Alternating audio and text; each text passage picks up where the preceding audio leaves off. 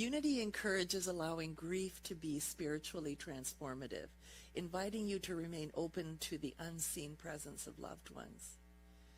And, you know, it's really hard to know when somebody is grieving as to how long that grief ought to last.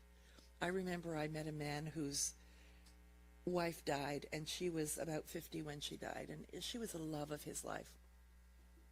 And for about 20 years that I knew him before he passed, he mourned her passing every single day. He wore black all the time, and whenever you had a conversation with him, he would bring her up and how he missed her so much.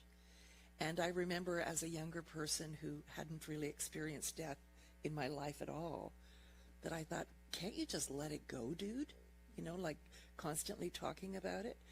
But, you know, we all have our own process. And for some, it might be that it just becomes a distant memory. For others, it's painful on a daily basis, forever. And wherever you are on that spectrum is okay. Grieving is a part of the process.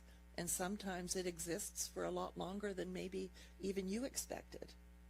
So I don't know if any of you have lost many loved ones, or just one or two, but think about how you feel about that, and how does it reflect on what you think about death and about being remembered.